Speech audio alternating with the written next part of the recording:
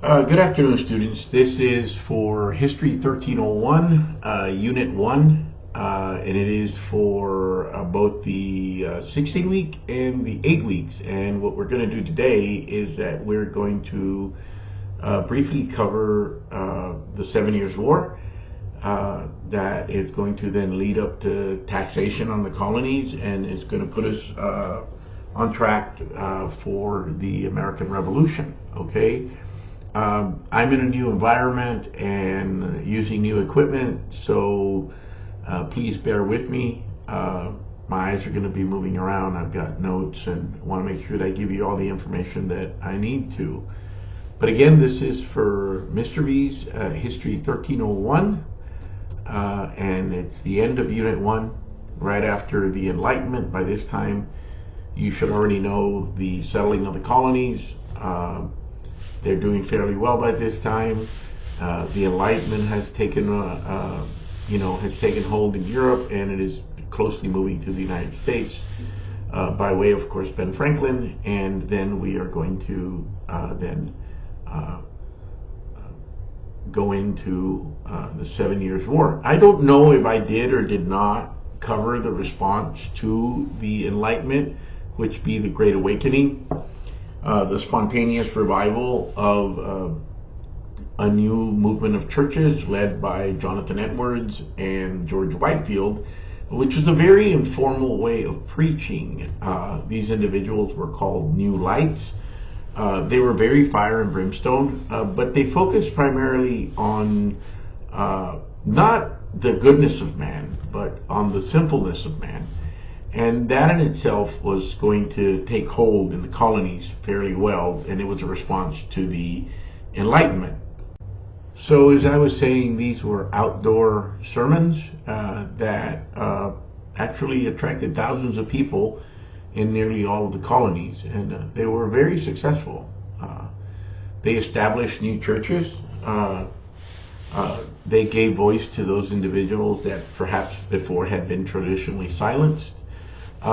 Inspired individualism, so you didn't have to just be like a Baptist or Methodist. You could be a Christ follower. They did promote democratic spirit, absolutely, because if you didn't like the way that a certain preacher preached, you could move to another one, and that was that really helped people. They were very optimistic about the whole idea of American rebirth in unity, okay? Which is what we see, that a lot of that now, a lot of rebirth within the church. And they formed new colleges. Aside from Harvard and Yale, they had Princeton, Dartmouth, Brown, Rutgers, and that's where they would educate their children to think like them, to promote their not their agenda, but the way that they wanted to live. It was very good. There's a lot to be said. The most famous of the Great Awakening individuals or preachers was George Whitefield. Pay no mind to the bulldog in the background. That's Fifi, my girlfriend's dog. And she's a cool bulldog. I'm babysitting today. Now, with all of that said, we'll begin to see now the rise of a colonial empire. Mostly the English ignored the colonies up until the 1650s, maybe as late as 1670. And the whole concept of mercantilism was applied to the colonies. Mercantilism is not a good thing, okay?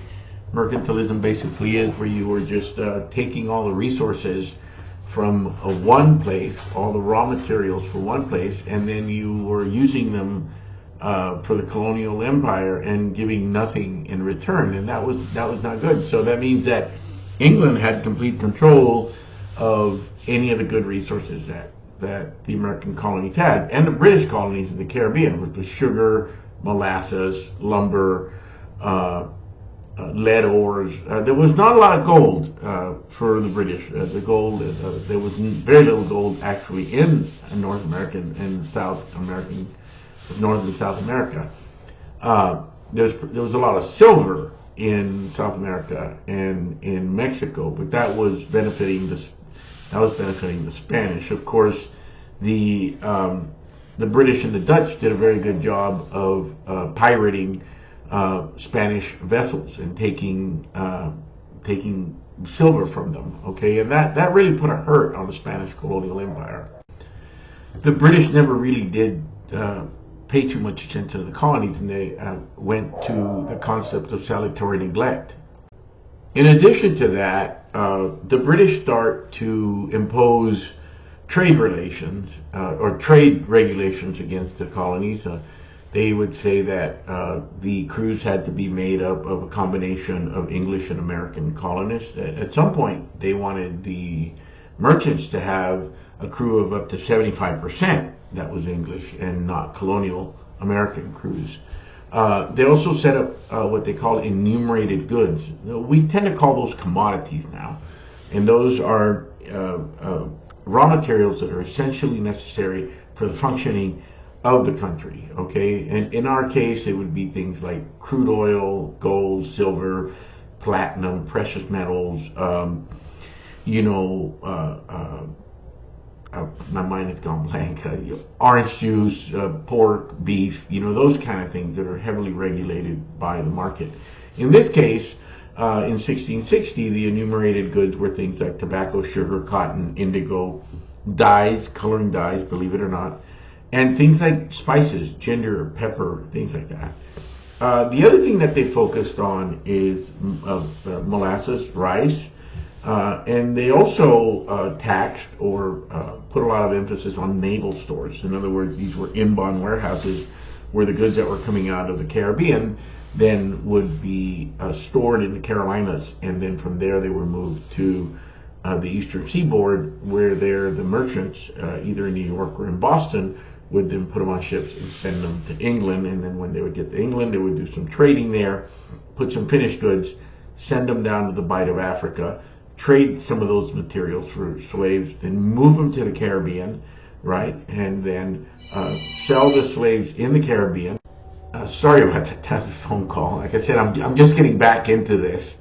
So that was triangular trade. Raw materials from the colonies would be sent to England, where they would pick up finished goods, send those finished goods down to Africa, trade them for slaves, bring the slaves into the Caribbean, and then sell the slaves in the Caribbean, get sugar, take the sugar and the finished goods to the Americas. Sugar would be turned into molasses. Then the molasses would be taken up to the eastern seaboard, and the molasses would be taken to England. The molasses also in the colonies or in the Caribbean would be turned into rum. The rum would then be sold in England and, of course, traded in Africa for slaves. Usually what we traded in Africa, or what the colonists and the British traded in Africa was they would trade guns or steel or rum. They would trade that to the kingdoms that were dominating Africa, and with the guns they would get more slaves, and then they would provide the slaves for that. So remember, as I told you before, students, the primary cause for slavery was two things: was the labor-intensive issues that we have with sugarcane, and then once we have Bacon's Rebellion in Virginia, then the wealthy colonists realized that if they keep on bringing indentured servants, they're going to have to give them rights and they're going to have to give them land, and that's going to create a problem. Okay, so if you bring over slaves that unfortunately you classify as property, you don't have to give them anything, right? And that's why you have a mass exodus. A student asked me, well, why didn't we use Native Americans? Well, 90% of Native Americans were killed off by disease.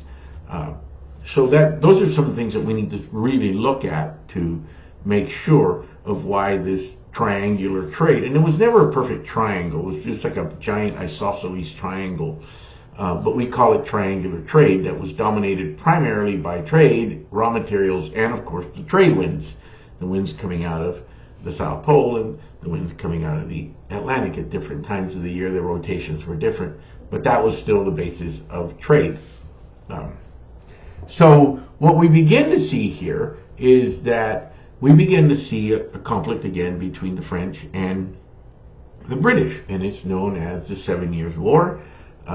It's also known as the Great War for the Empire, and it's also known as the French and Indian War. A lot of students think that it's the French against the Indians, but it isn't. It's the French and the Indians against the British. But the British also had Indians that fought with them, so we could call it the French and Indian and British and Indian War, or the French and the Indians and the British and the Indians against each other. But it's so much easier to call it. The 7 Years' War. And during a period of 100 years at this time, there was 88 years of warfare. So there was only 12 years of peace in between. You have King George's War, Queen Anne's War. It was just a very tumultuous period in Europe, and it was primarily fought over colonial issues. Of course, the British and the French are natural enemies, as I would say. Maybe somebody would care to correct me. And they were continental rivals. Okay, with of course the French extended their presence from Louisiana up the Mississippi all the way to Canada. Okay, and of course, but they never really exploit it. Okay, and as I told you before, the reason that they don't exploit it is because there wasn't a lot of religious turmoil in France, and life, for the most part, was really good in France. So there's no reason for these people to come and freeze in Canada or come and live in the humidity and the horrible climate of Louisiana. So it was very hard for the French, and the king didn't really pay attention to it. Remember, the French are bon vivants. They also had a very good relationship with Native Americans, but they never really fully took advantage of their colonial empire. They did somewhat take advantage of Haiti and the production of sugar and molasses, but they never really exploited their empire in North America. They really targeted the fur industry, but they never really went at it very aggressively like the British did, and that is going to hurt them in the end. Now, if you look at the North American map and like imagine it, you'll see that the French, of course, are west of the Mississippi, all the way till they butt up with the Spanish territory in Colorado and Arizona and California, and then they come up over the colonies. They come up over this way. So you got colonial America here, and there's a map in your lecture that says that. And then, of course, their presence is in the Caribbean. The other thing is they control the port of New Orleans, so they control access to the Gulf of Mexico. So later on, you would have the colonists move their goods to the Mississippi, out the Gulf of Mexico, around the peninsula of Florida, or the Florida, and then up to the colonies, because it was easier to move it by water than it was to move it by land. You have no way to move things at the time, which is jungle. So there's a big conflict over the Mississippi and who has access to the Mississippi, right? And of course, Native Americans are getting caught holding the middle ground. Okay, now the French built Fort Duquesne to keep the British from trying to seize the Ohio Valley. And that pretty much irritates the British. It's like, well, wait a minute, you're continuing to encircle us, and we really don't like this, okay? Of course, as the war kind of slowly begins, you have individuals under George Washington who try several times to expel the French, and they can't do it, okay? So what they do is that they get together in New York, and it's called the Albany Congress. And they get together, Ben Franklin is very instrumental, and they unite the colonists in an effort to kick out the French. It fails. It fails miserably because, and of course, remember, everybody thinks that the colonies were all like holding hands and singing Kumbaya and all this, and they were all very different, okay? Religiously different, economically different, socially different. They were all different, okay? So the bottom line is the Albany plan fails because of the fiscal jealousy of the colonial assemblies of who is going to get the most money. And we're going to see these problems once we acquire, after the Revolution, when we acquire the Northwest Territories of, well, who's going to get the land, west of the Appalachians. So what we begin to see here, what we start to see, is that we have war between the French and the British. And I'm not going to go, as I told you before, I'm not going to get into the details of the war, okay? What ends up happening is the British do outfight the French. To me, it's more like the French just gave up and say, well, it is what it is, you know. You did have some spectacular naval battles, and the British coming into Hudson Bay and stuff like that. But the bottom line is that, you know, the war ends, right? And what I'm concerned with is why the war started, right? And I told you. And why does the war, what happens when the war ends? And the 7 Years' War is important because of the impact that it's going to have on colonial Americans. And some of the things that happened during the 7 Years' War is, for example, the British would house British soldiers in colonial barns. The British behaved very, very, very aggressively against the colonists. They sometimes would take their food. A lot of the colonial young men were threatened by the British soldiers. Of course, you know, if you were a daughter of a colonial American and you saw a British soldier, he was a lot more attractive than just, Johnny Tremaine, a blacksmith apprentice, you know. So there was some issues like that. And they were arrogant. They behaved in a very arrogant way. When a British ship would encounter a colonial merchant ship, they would seize goods from them and tell them, we're going to give you an IOU and you can cash this in with the exchequer and you're going to get paid a base rate. When the French would encounter the colonists, they would deal with them. And the French, for the most part, would pay them with other goods, or they would pay them in gold and silver, or weapons, or powder, or salt, or whatever it is that they had. So in reality, the colonists had a better relationship with the French than they did with the British. The British felt that they could take them because the French owed them, where the French felt that you guys are doing us a favor. And the British knew that they were doing this, and they were not happy with it. So when the war ends, of course, the French lose claim to all of Canada. They lose Canada for good. They do not lose Louisiana because the French had temporarily given Spanish or Louisiana to the Spanish. So it became Spanish Louisiana. Later on in the trade, they give it back to them. It is by far, the 7 Years' War is the most important war that was ever fought between the British and the French. No ifs, ands, or buts about it, right? But here's the deal. It leaves England with an incredible amount of debt.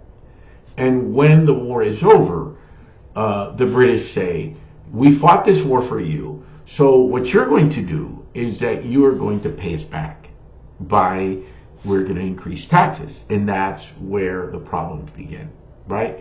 I think for the most part, the British were more upset at the fact that the colonial Americans had been trading with the British, and they were making a ton of money.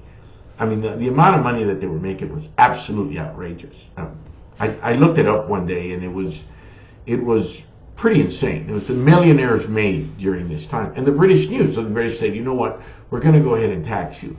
However, in England, most people in England were being taxed at around 25 cents to the dollar, okay, which is going to say, or the equivalent of a quarter of a pound, okay, of the British pound, which would be, I think it would be more like 50 cents or something like that.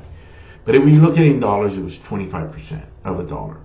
Where in the colonies, the highest taxation that we ever saw was between 9 and 11%. So it still wasn't. I mean, and I'm not talking about like sales tax. I'm talking about taxes in general. Import, export, the general taxation rate was anywhere between 9 to 11%. And then they dropped it as low as 3%. The colonists still complained.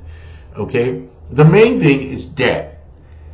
That was the main thing that the British were concerned. The amount of debt they had, and what the colonists were concerned was the way that they behaved arrogantly, and that they were quartering soldiers in their homes. And we're actually going to have an amendment, the Third Amendment, that says that the U.S. government can only prescribed on how to quarter soldiers in time of war. It's not that they can't do it, but it's got to be done under order of Congress or an executive, because it was done during the Civil War, students. Okay.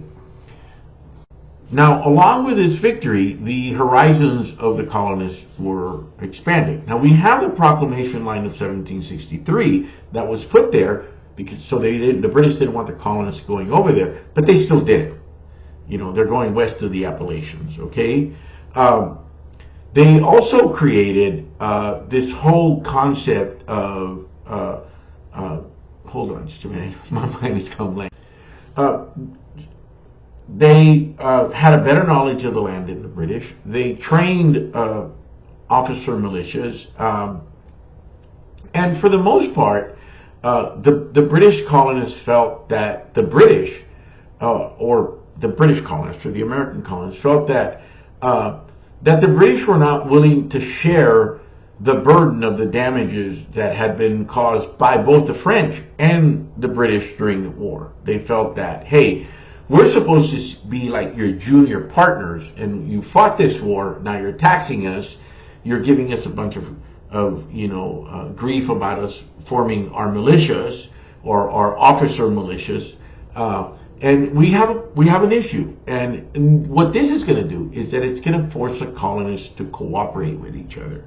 And this is when we begin to see colonial unity, okay? And because you're going to see this colonial unity, you're going to see a rise in the strength of the colonies as a whole. But it's going to break down from time to time. Like I said, it's going to break down from time to time. So Americans saw themselves as partners in the British Empire, where the British saw them as not equal and not quite English. They were American. And by this time, we're looking at the 1760s.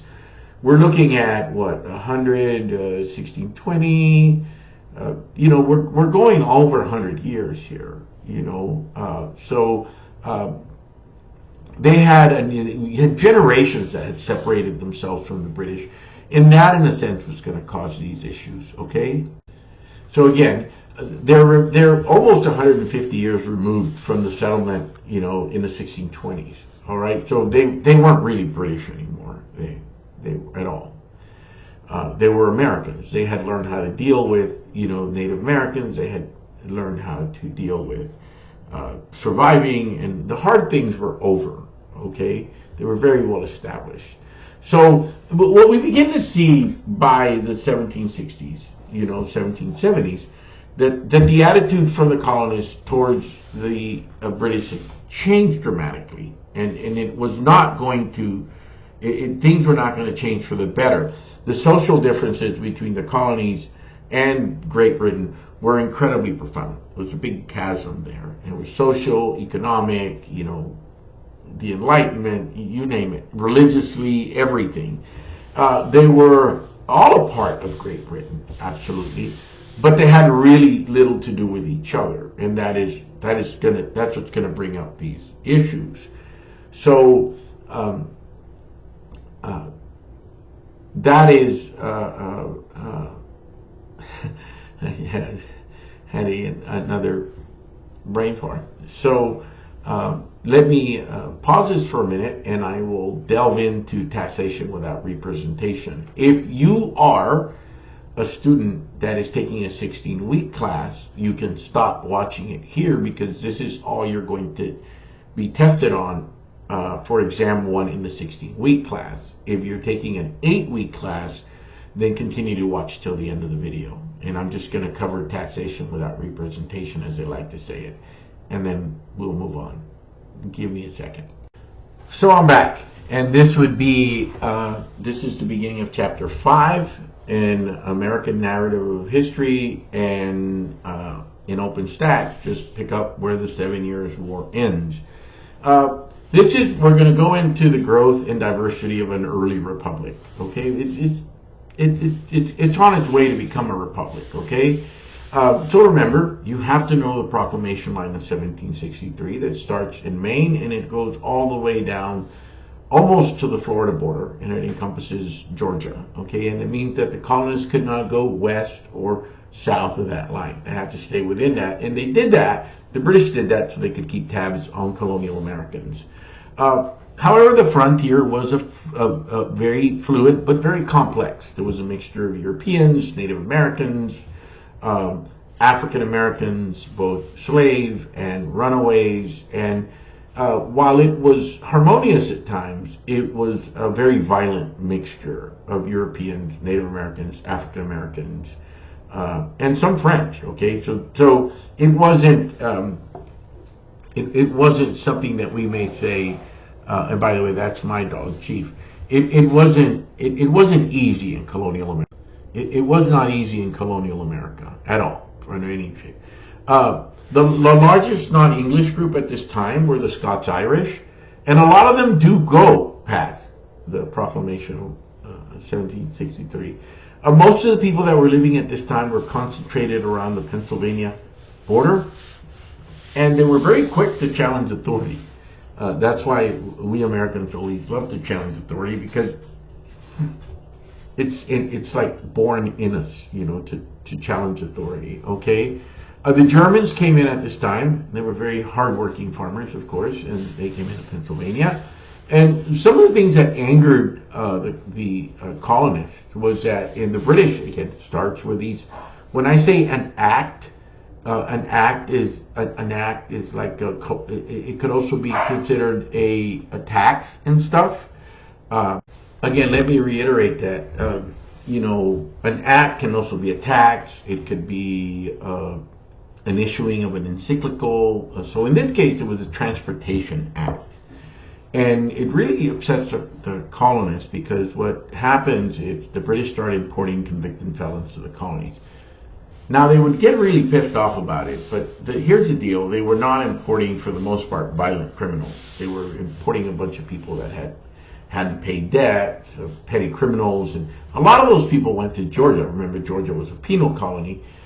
James Oglethorpe founds it and gives up after 10 years. But a lot of them go down there, and they send them to the frontier, okay? Because they were pretty much expendable. That's what the British thought. Now, remember, the other thing is that disease and European agricultural practices made it very difficult for Europeans and Native Americans to exist. So they had to forcefully bring people here that were willing to work and were willing to risk their lives. Like I said, colonial America was very violent. Okay, remember the survival rates in Massachusetts and Virginia were anywhere between 40 to 50% would perish. What does happen to Native Americans, that a lot of them moved westward, and they kept moving west. They felt, okay, well, we'll just go where there's no colonial power yet, so Native Americans would go there, and because they would go to the areas where there was very little colonial power, there was more equality between Native Americans and Indians, and that did happen. Native Americans and Indians, I'm sorry, I use it interchangeably. When I was in school, it was Indians. I know that now it's Native Americans, but I use them interchangeably without any disrespect. What does begin to happen at this time is that we begin to see these remnants of different Native American groups that all spoke the same language, but they were from different tribes, but they were from the same family. And what they would do is that they would band together and form new nations, because you had tribes that, for example, you had a tribe that perhaps maybe had 150, and they were decimated by disease, and there was only 25 left. So what they would do is that you had tribes that numbered smaller numbers of 25 and such, and they would then form bigger tribes. They call them confederations, okay? The goal was to remain strong and to have an independent voice and to have a say in commercial issues. The Native Americans did, in a sense, buy into the whole concept of trade and finished goods pretty quick, okay? They did buy into the concept of trade. They liked it. It was an easier life for those that made it past the disease, okay?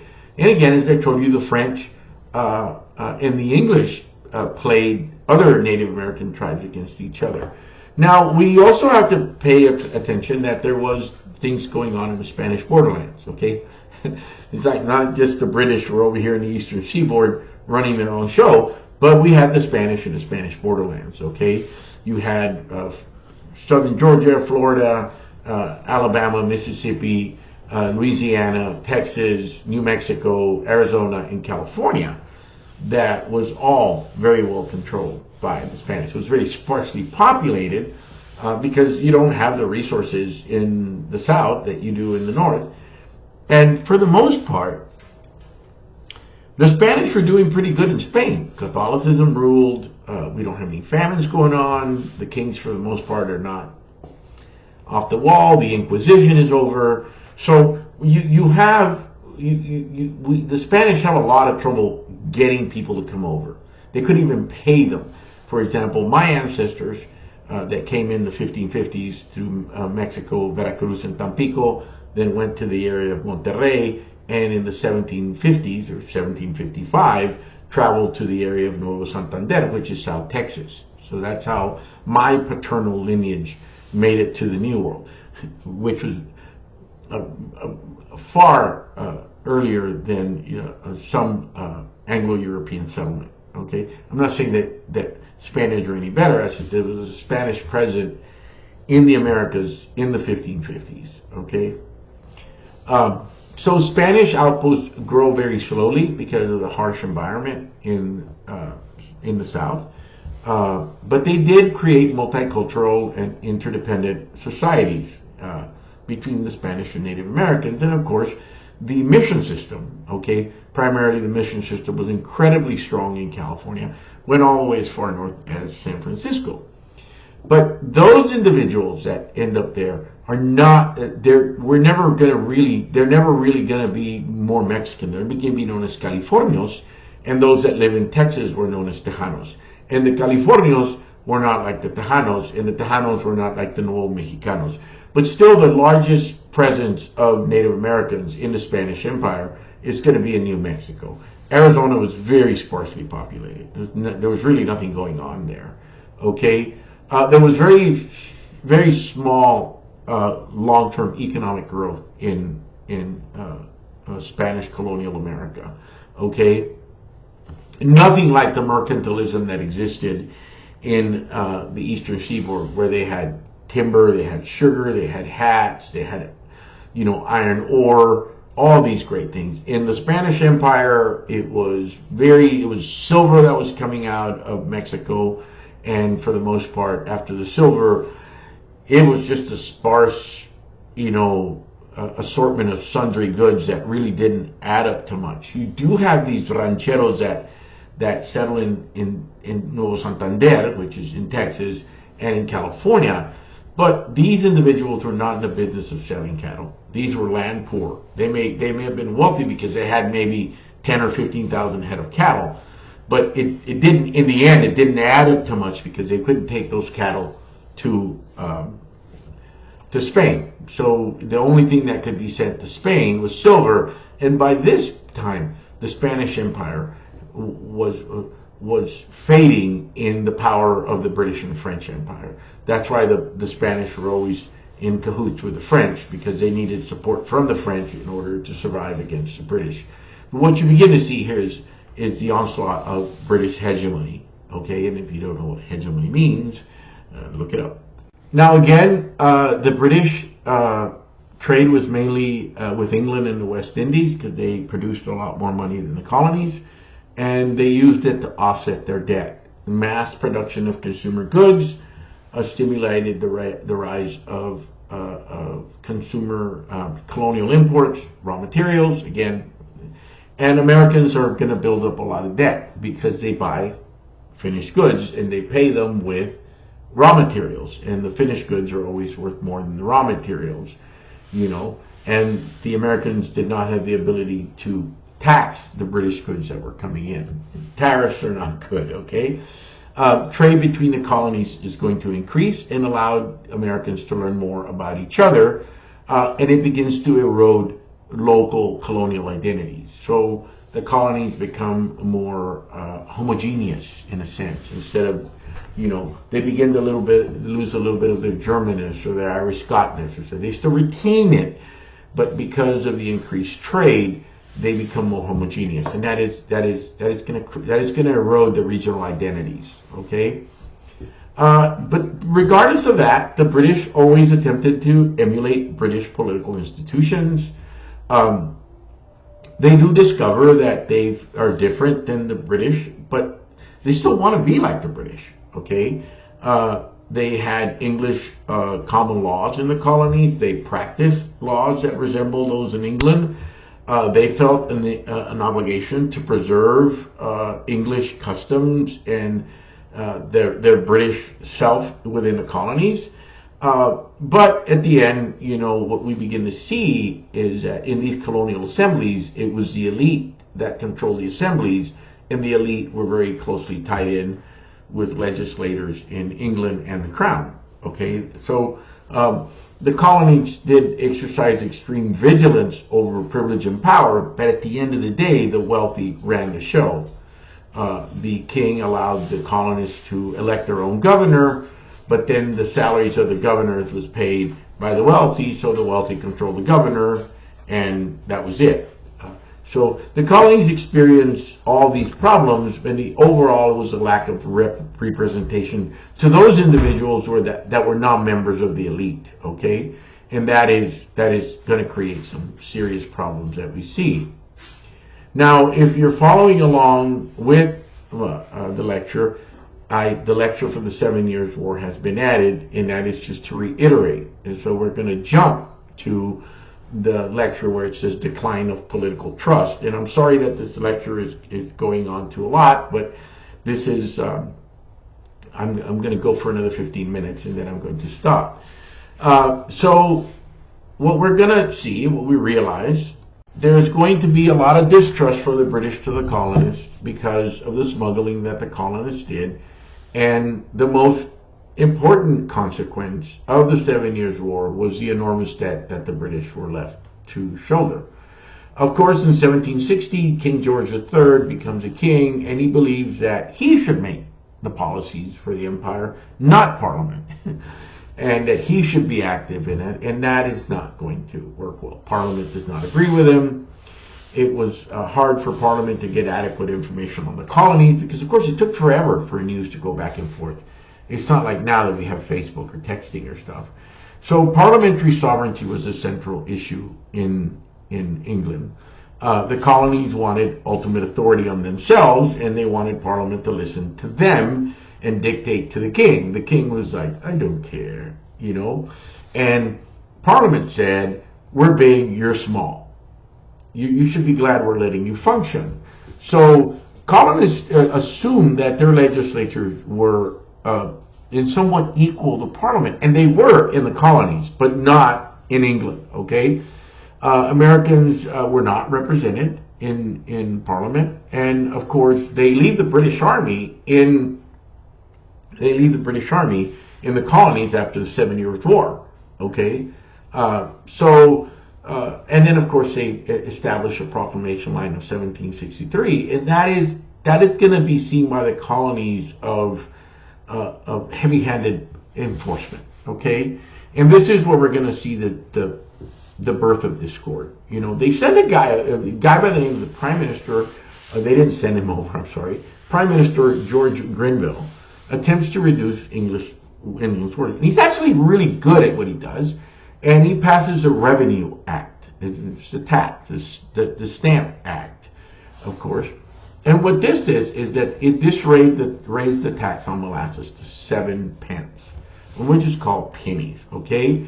Now most merchants and gentry protested, but I'm not saying merchants and the gentry, the middle class or the wealthy, protested, but most of the colonies didn't really care. It's like, we can hardly afford this stuff anyway. So the real thing that really hurt the colonists with the Sugar Act was the whole concept of search and seizure.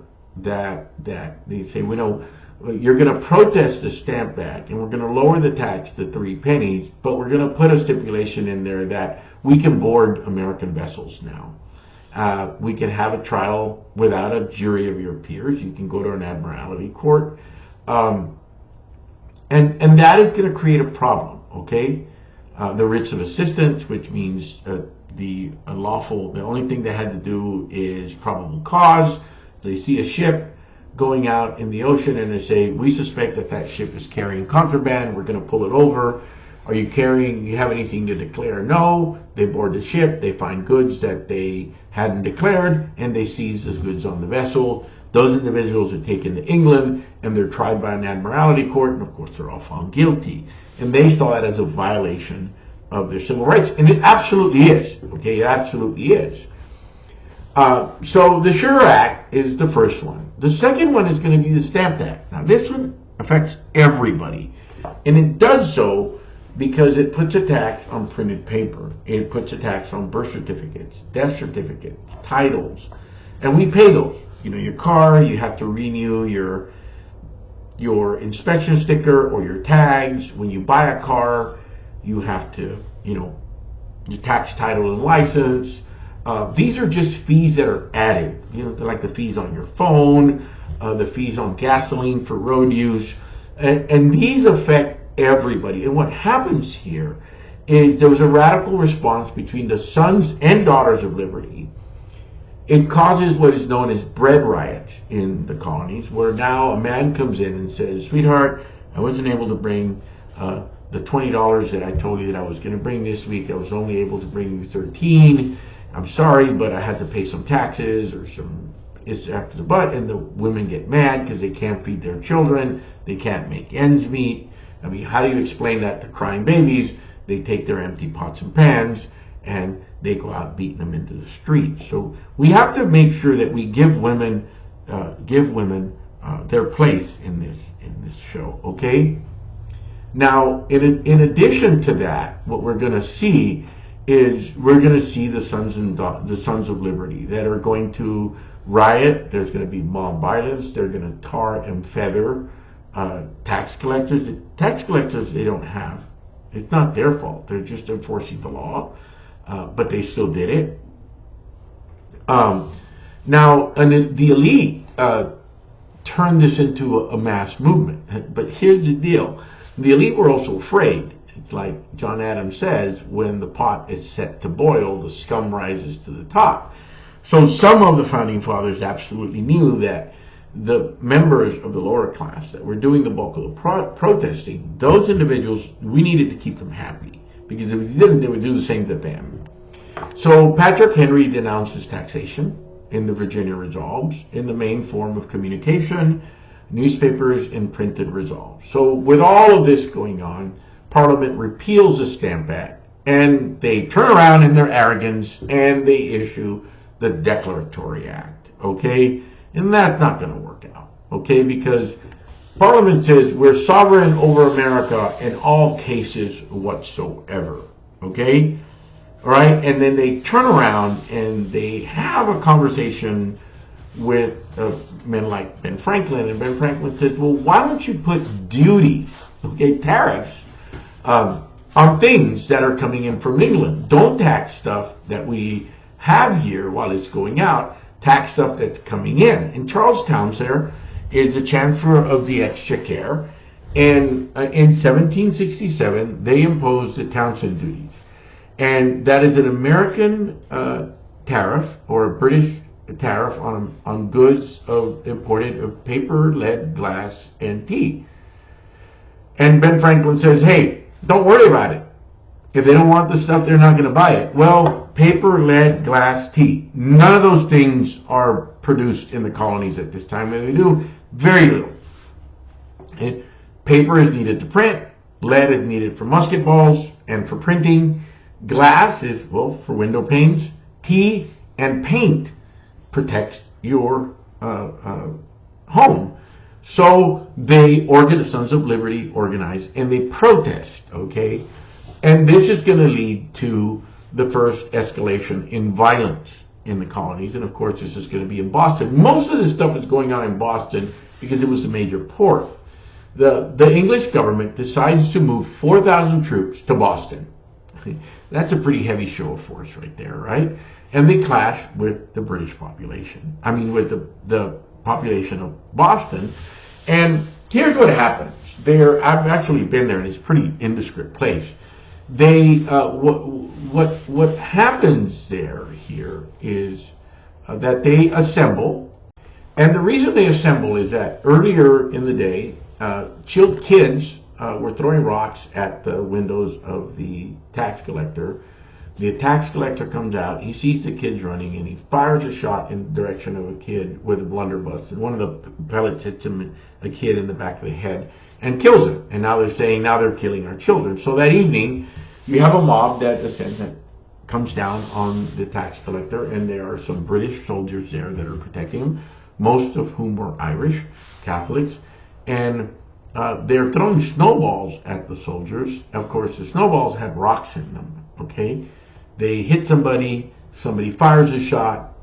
By the time the smoke clears, there are 5 Americans that are dead, okay? The first one being Crispus Attucks, a runaway slave. Of course, when they print the newspaper later on, Samuel Adams does, he says the unruly Negro runaway slave Crispus Attucks. I guess if it didn't work, they could blame it on him because he started all the problems. Now this is going to increase colonial unity and resistance, and it showed them that the British would resort to violence to restore order. Okay, and the colonies lose a lot of respect for the British. The soldiers are tried, and believe it or not, they're defended by John Adams. Okay. They are sent back. I think 2 of them are found guilty. One of them gets his thumb branded. I always forget that. But, of course, they repealed the Townshend Acts, and they leave the tax on tea alone. Of course. They leave the tax on tea alone because the British East India Company is in trouble. So they feel that, and some of the members of Parliament had invested money in the British East India Company, so they didn't want it to fail. So what they said is, we will not lift the tax on tea, and whatever revenue comes in from that will keep the East India Company from going into bankruptcy, right? But the colonists didn't see it as that. The colonists saw it as a way to trick them to pay a tax. So, well, what do? So we're going to have the Boston Tea Party, where Native Americans dress like the colonists dress like Native Americans, and they dump tea into the harbor, okay? And of course it's going to piss off the British, and the British are going to pass the Coercive Acts. Now the Coercive Acts, they are acts only directed towards Boston, okay? They're not directed to the other ones. They close the port of Boston, but they also do other things, like they unstructure the Massachusetts governor's upper house. They only allow them to meet once a year. They accused officials, English officials and English soldiers can be tried in England and not in the colonies, where they will more likely be found innocent. And now they're saying British troops can be quartered anywhere, not just in your barn, but they can be quartered anywhere. And the colonies are being put under military governorship, okay? And this is going to create a problem. If you look at the notes, the lecture notes, you'll have the Sugar Act, the Stamp, the Quartering, the Declaratory, the Townshend, the Tea Acts, the Coercive Act, and the Prohibitory Act. I'm not really going to focus on the Prohibitory because that regulates trade, but I can guarantee you that you will see the Sugar, the Stamp, the Quarter, Declaratory, Townshend, Tea, and the Coercive Act, or the Intolerable Acts, okay? And I'm going to stop there because that's going to lead us into the First Continental Congress and into Lexington and Concord, and then we fight the revolution. But of course, I don't spend a whole lot of time fighting the revolution. I tell you like where it starts, the middle, and the end, and then we go over the reasons and the results of the American Revolution.